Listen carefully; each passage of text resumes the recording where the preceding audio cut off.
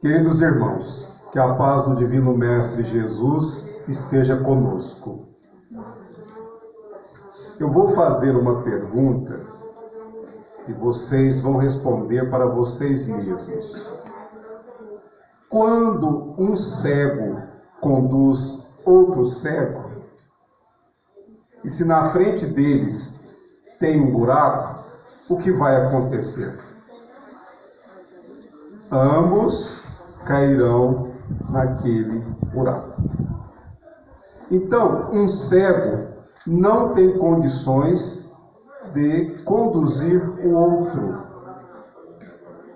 E a este respeito, o Divino Mestre Jesus, em seu Evangelho, ele nos ensina a respeito das questões em que existem aqueles que apregou ensinamentos que, ao invés de melhorarem os seus semelhantes, mais os alienam, mais geram dificuldades para o entendimento. O que vem a ser isso? Outra pergunta. De onde viemos? Pelo ensinamento dos Espíritos, codificados por Allan Kardec, nós sabemos que somos espíritos imortais, que nós já tivemos várias existências. Então, nós viemos do plano espiritual, reencarnamos com o objetivo de trabalharmos pelo nosso progresso. Daí, muitos irmãos nossos ainda vivem na condição de buscarem satisfações de sentimentos inferiores. Existem aqueles que só se preocupam em atender às necessidades materiais. Não pensam nas oportunidades que têm de trabalharem por aquilo que possa promover a felicidade real.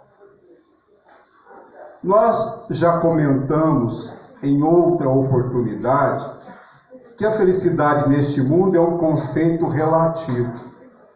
Mas o que Jesus nos traz é justamente os recursos de que necessitamos para que nós sejamos os artífices da nossa própria perfeição, que consiste numa felicidade eterna, real, verdadeira. Então, quem entende o Evangelho de Jesus sabe por que está no mundo e para onde irá depois desta experiência, desta reencarnação. Ah, mas existem aqueles que não acreditam em reencarnação. Ora, ainda se argumentam fundamentados na Bíblia, que nós espíritas respeitamos, que nós espíritas entendemos, segundo os ensinamentos dos espíritos, porque ela nos traz diversas interpretações, e respeitamos aqueles que interpretam de acordo com as suas correntes religiosas. Mas, certa feita, quando Jesus estava reunido com seus discípulos, um deles disse assim: Senhor, mas Elias disse que viria antes do Messias. E aí Jesus disse: em verdade vos digo que Elias veio, mas não o conheceram. Então, os discípulos deduziram que Jesus falara de João Batista, porque os judeus acreditavam na ressurreição. E a ressurreição para eles era o retorno daquele que foi ao mundo dos vivos. Aquele que morreu, retornar ao mundo dos vivos. E nós aprendemos no Espiritismo que a ressurreição, na verdade, é a reencarnação. Por quê? O ressurreito é o espírito que volta ao mesmo corpo. Quando, na verdade, o corpo corrompido, o corpo deteriorado, ele não revive.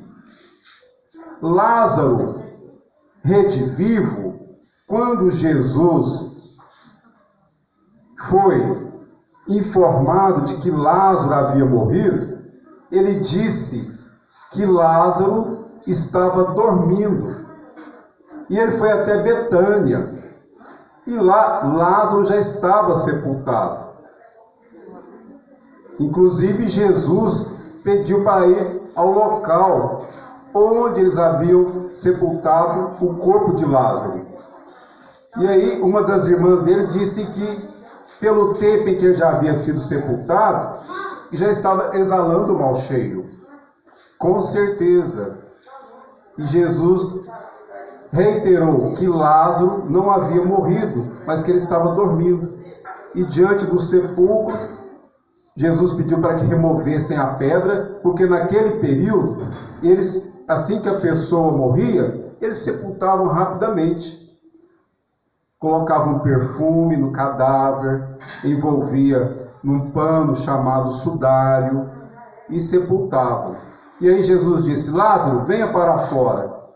E o defunto saiu para fora. Lázaro reviveu. E aí alguém pode até dizer: mas o Senhor derrogou as leis de Deus? Não. Jesus não infringiu as leis de Deus, tanto que ele diz que veio fazer com que as leis fossem cumpridas. Na verdade, o espírito de Lázaro ainda não havia se desligado totalmente da matéria física. Os laços que prendem o espírito ao corpo ainda estavam ligados. E quando Jesus, com seu poder, disse: Lázaro, venha para fora, o espírito retornou ao corpo. E ele despertou, porque ele não estava morto, ele estava dormindo. Então, quando Jesus fala a respeito dos cegos, nós precisamos enxergar, ver com entendimento aquilo que nos compete neste mundo em que nós nos encontramos. Então, ainda que existam aqueles que apregoam que nós só temos uma vida, nós já tivemos muitas provas e continuaremos tendo de que nós reencarnamos muitas e muitas vezes e com certeza iremos reencarnar outras tantas vezes. Mas é imprescindível que nós não nos esqueçamos que nós devemos trabalhar pela nossa elevação de forma consciente. Então, quais são os sentimentos que nós temos e que devem ser trabalhados a fim de que nós sejamos espíritos melhores, para que no futuro nós tenhamos reencarnações mais felizes? Primeiro, o orgulho. Sempre falamos o quanto devemos combater o orgulho em nós. O orgulho é esse sentimento onde nós nos vemos melhores do que os outros. Quando uma pessoa é orgulhosa, se alguém lhe fala alguma coisa que ela não gosta, ela fica ressentida. Ah, estou magoado. Quem se sente magoado com os outros está melindrado, e o melindroso é orgulhoso. Porque quem tem humildade, quem ama os seus semelhantes, se é criticado, se alguém lhe fala alguma coisa que ele não gostou no primeiro momento, imediatamente ele compreende e não fica ressentido. Aqueles que realmente amam os seus semelhantes, que têm humildade, esses não se sentem ofendidos. Mas muitos de nós nos ofendemos com poucas coisas. Então precisamos vigiar os nossos sentimentos. Por que nós ficamos ofendidos com as pessoas? Segundo, o egoísmo. Ah, isso aqui é meu, não vou dividir com ninguém. Primeiro eu, segundo eu, terceiro eu. Eu conheço uma pessoa que já comentei em outras oportunidades, que Deus é ela. Ela é que é Deus. Ela que é Deus. Ela se acha a melhor das pessoas. Mas isso aí se chama vaidade. Vaidade. Porque ninguém está em condição de ser um espírito que possa ser chamado de Deus, considerando que só existe um Deus, o Criador Supremo do Universo. Daí, vamos recorrer à primeira questão em O Livro dos Espíritos, quando Allan Kardec anotou: que é Deus? E os Espíritos responderam: causa primária de todas as coisas, inteligência suprema do Universo. Ser benevolente com as pessoas requer de nós entendimento. Daí, nós vamos estender a compreensão do enxergar. Enxergar o outro com as suas dificuldades e não elencar, não ressaltar, não enfatizar as imperfeições que o outro tem, porque nós também temos as nossas. Eu prefiro dizer qualidades inferiores.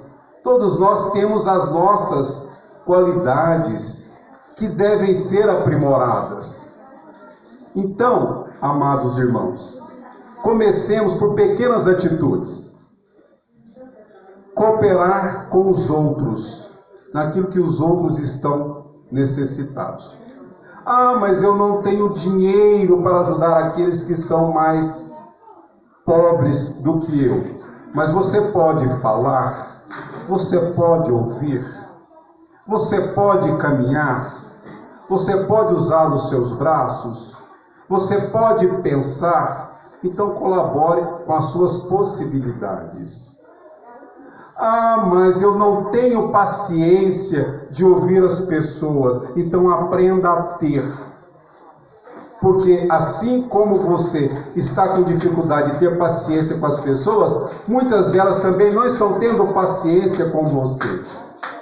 Ah, mas eu não tenho tolerância com certas coisas.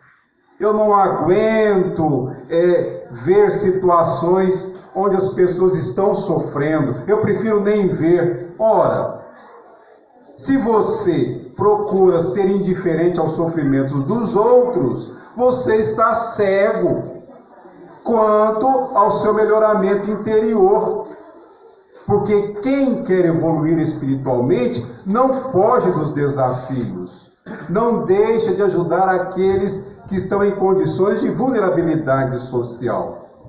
Já ouvi pessoas falando: eu ajudo à distância, porque eu não consigo estar ali presenciando aquele sofrimento. Aí eu pergunto para vocês: quem é que não tem momentos difíceis na vida? Quem é que muitas vezes sofre de uma forma inconfessável? Não tem coragem para comentar com os outros os seus sofrimentos, as suas aflições. E existem aqueles que não têm condições nem de fazerem suas preces. Tamanha a perturbação que trazem em seus espíritos. Então, amados irmãos, vamos ver com amor.